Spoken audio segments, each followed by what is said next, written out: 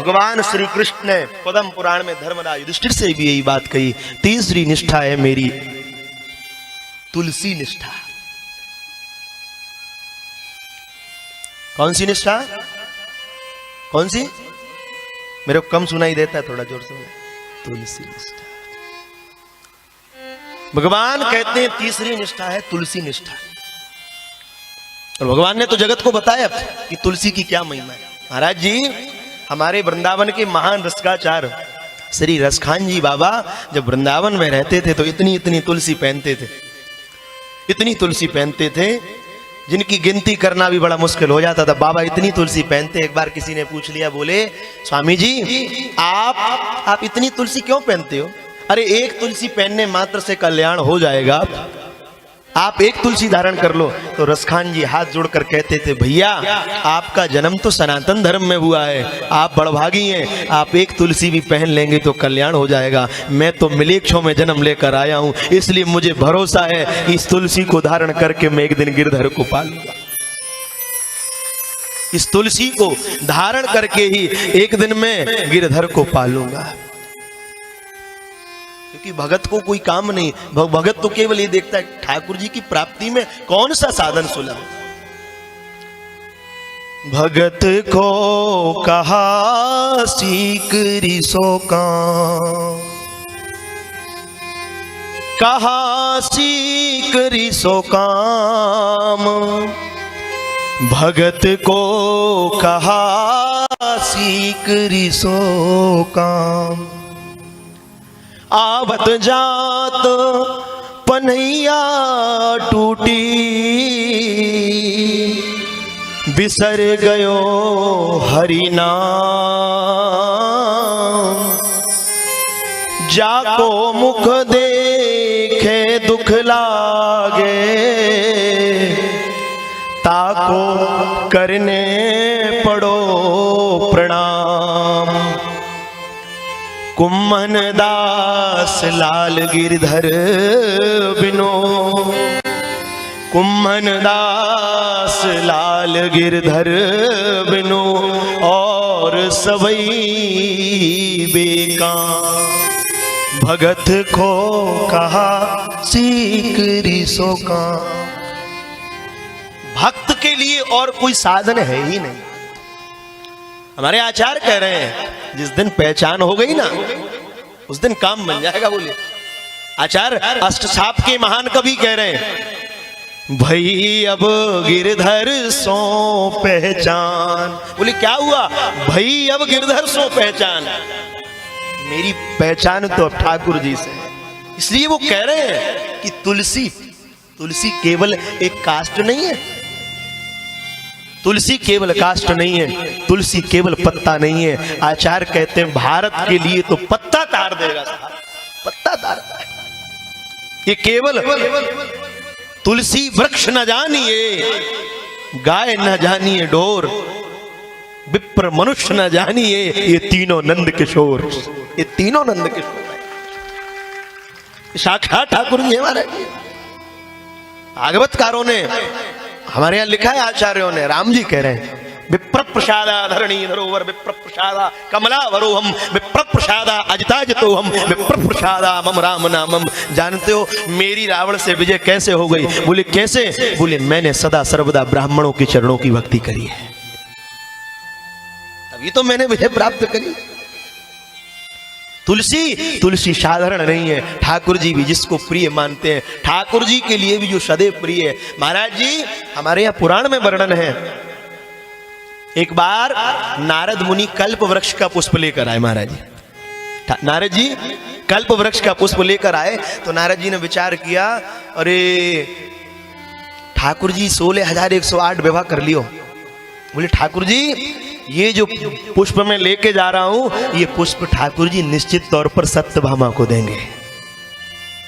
बोले ये पुष्प सत्यभामा को देंगे, क्यों? क्योंकि बोले इसके पिताजी ने सबसे ज्यादा दहेज दिया था, जहां माल मिलता है ना, बोले इसके पिताजी ने चकाचक दिया, तो इसलिए ठाकुर जी इसको अवश्य ये इसको देंगे।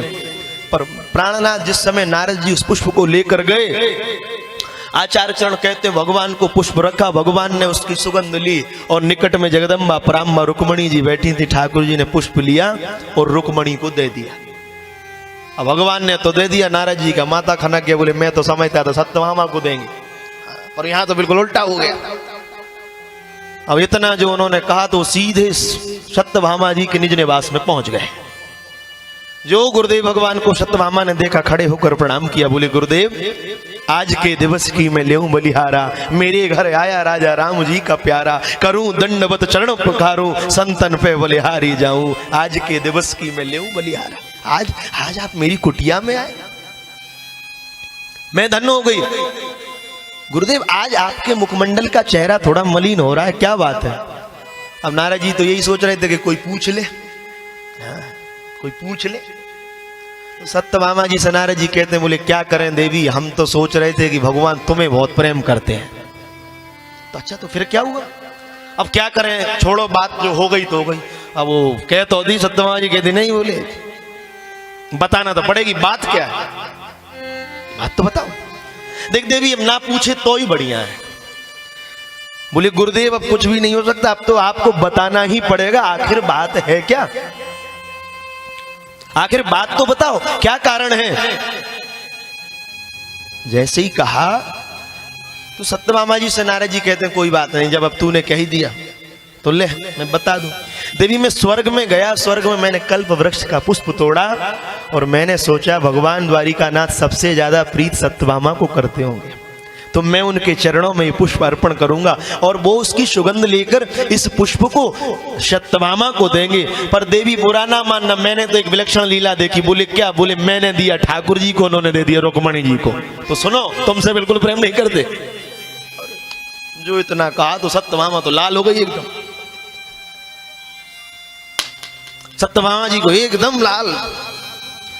जो कहा उसी समय पुराणों में लिखा है, भगवान 16,108 पटरानियों के भवन में जब जाते हैं तो 16,108 पटरानियां एक साथ थाल लेकर खड़ी होती हैं। सभी के भवन में भगवान अलग अलग बिलग बिलग रूपों में प्रकट होकर जाते हैं। सबको लगता है ठाकुर जी हमारे हैं, ये मेरे प्रियतम हैं। पर आज प्रभु द्वारिकानाथ जैसे ही सत्यभामा के निज भवन में प्रविष्ट हो ही रहे थे तो देख लिया कि आज द्वार पर सत्यभामा नहीं है। आज देख लिया, बोली द्वार पर सत्यभामा नहीं है। जैसे ही उन्होंने देखा द्वार पर आज सत्यभामा नहीं है, सखियों से पूछा कहां गई? बोले सरकार आज तो कूप भवन में बलकल वस्त्रों को धारण करके रुष्ट होकर बैठी हैं। अच्छा रुष्ट हो गई? भगवान कहते कोई बात नहीं, रूठों को मनाना तो कोई हमसे सीख है। क्यों? अरे एक बार जो हमें देख लेता है फिर हम उसको पागल कर देते। हमारे ब्रिज के रसिकाचार्यों ने तो कहा है, कृष्ण जो अगर तुम होते लली तो गले कट जाते लाखों के। वो तो तुम लाला हो और लली और होते तो न जाने क्या होता। कृष्ण अगर तुम होते लली तो गले कट जाते लाखों के। क्यों? ठाकुर जी कहते घबराओ नहीं, हम मना लेंगे, हमको बहुत बढ़िया तरीके से मनाना आता है। ठाकुर जी जैसे ही गए, श्री जी कुछ कह नहीं पाई सत्यभामा जी, भगवान को देखा और देखते से ही इतनी प्रसन्न हो गई देखकर। क्यों? क्योंकि भगवान की प्रत्येक लीला इतनी मधुर है, इतनी मधुर है। अधरम मधुरम वदनम मधुरम नयनम मधुरम हर्षितम मधुरम मधुराधिपते रखिलम मधुरम। भगवान की प्रत्येक क्रिया अधर मधुर है, नयन मधुर है, सर्वांग सुंदर भगवान का मधुराधिपते रखिलम मधुरम। श्री जी ने देख कर नेत्र भराए। भगवान ने मना लिया। ठाकुर जी पूछते हैं अच्छा पहले ये बात बताओ कि आज रूठ कर क्यों खड़ी हुई, आज रुष्ट होकर क्यों बैठे? बोले देखो हमने सुना आपने कल्प वृक्ष का वो पुष्प रुक्मणी जी को दे दिया, आप हमसे प्रेम नहीं करते। भगवान कहते हैं देवी केवल एक पुष्प की बात है, घबराना नहीं। रुक्मणी को तो मैंने केवल एक कल्प वृक्ष का पुष्प दिया है, तेरे लिए तो मैं स्वर्ग का कल्प वृक्ष लाकर लगाऊंगा। ओ भगवान गए, क्योंकि इससे एक लीला से दो काम करना था। भौमासुर नाम का जो दैत्य था वो इन्हीं का बेटा था, सत्यभामा पृथ्वी का अवतार है।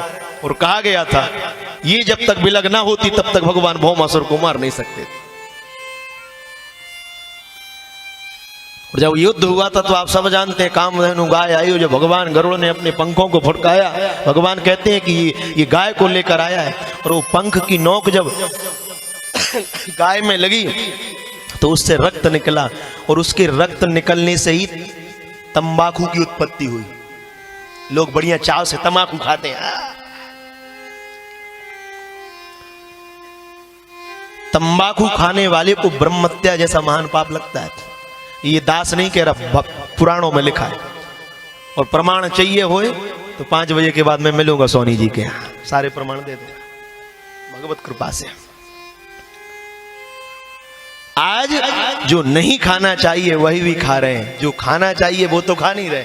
अरे भगवान ने 56 भोग बनाए, 56 भोग पाओ, वो नहीं पा रहे, पर जो नहीं खाना चाहिए वो खा रहे हैं।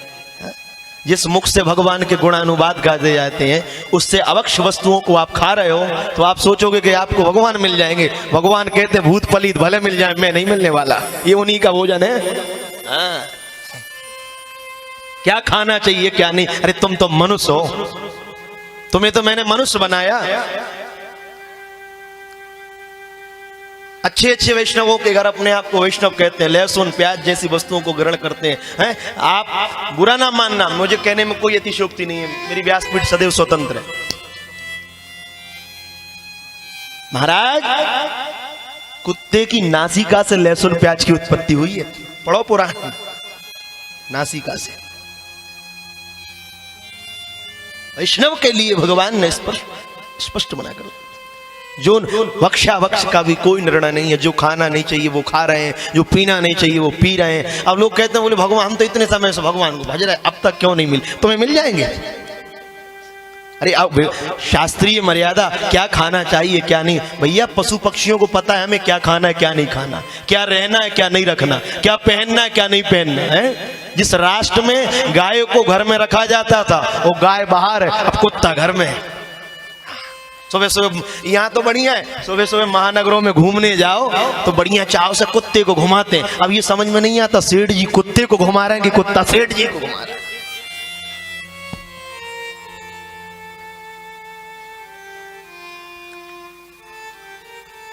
स्पर्श भी हो जाए, हमारे यहाँ किसी जीव को हिंसा नहीं कहा, किसी जीव को मारो, पर किसको रखना है। जिन घरों में कुत्ते हैं, कुत्ते पाल रखे, बिल्ली पाल रखे, आप प्राणनाथ विचार तो करिए। लिखा है जिस घर में, भैया हम नहीं कह रहे, ये महाभारत में स्वयं भगवान उस प्रकरण में ये बात कह रहे हैं, जब धर्मराज युधिष्ठिर स्वर्गारोहण कर रहे हैं, उस स्वर्गारोहण के कुत्ते के साथ होने के कारण रोक दिया।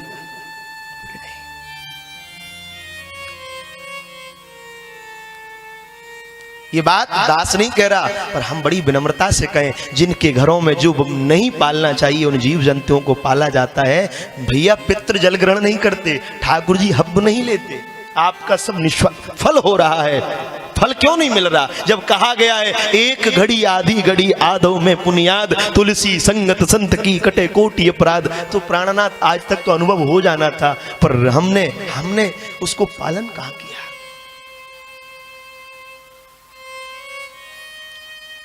प्रथम रोटी पर अगर गोमाता का अधिकार है तो हमारे आचार्यों ने कहा है अंतिम रोटी पर कुत्ते का अधिकार है, वो जाएगी उसके लिए, परंतु घर में पालने का स्थान नहीं दिया।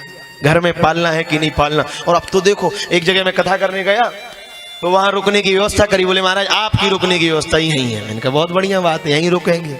और अब वहां जैसे ही सामग्री रखकर जैसे ही वो बाहर देखने गए तो घर का बेटा कुत्ता के साथ में सो रहा हो, अरे मैंने की बच गया। और हमने तो जल भी नहीं पिया, हमने कहा राम जी जितने जल्दी हो यहाँ से अपना बोरिया बिस्तर उठा लो। बोले क्यों? सारा धर्म भ्रष्ट हो जाएगा। वो उसी रजाई में कुत्ता बैठा उसी में वो रहा। हमने कहा बाबूजी आप तो भले किसी धर्मशाला में पटक दो, पर आपकी विचार करिएगा आप भगवान ने क्या बात कही।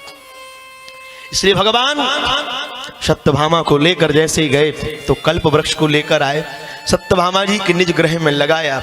एक दिन सत्यभामा जी उस कल्प वृक्ष के पुष्पों की माला गूंथ रही थी, और माला गूंथते उसी समय नारद जी आ गए। वो नारद जी को प्रणाम किया है, और वो जो माला जिस एक फूल के कारण कभी ग्रह युद्ध करा दिया था, उसी माला को आज गुरुदेव को पहना दिया। नारद जी आश्चर्यचकित पड़ गए, देवी कभी तो मैंने एक पुष्प के पीछे आज ये सत्यभामा जी हाथ जोड़कर कहते हैं, बोले सरकार सुनो, ये सब कृपा आपकी है। क्यों? बोले गुरु मेहरबान तो चेला पहलवान। आपकी कृपा हो गई, सो जय जय हो गई हमारी तो। अरे बता तो सही। अरे बोले आपने जब एक पुष्प का वो संवाद कहा तो हम तो भगवान से हट धर्मिता पूर्वक हो गए। तो भगवान ने ये कल्प वृक्ष मेरे निज भवन में आकर, प्रत्येक रानी का अपना निज निवास है, निज रनिवास है, और रनिवास का प्रत्येक रानी के रनिवास का बाग है, और प्रत्येक रानी के रनिवास में उनकी इच्छा के अनुसार पुष्प आदि चयन करने के लिए लगे हैं। तो आज कहते हैं आपकी कृपा से हमारे बाग में वृक्ष लग रहा है।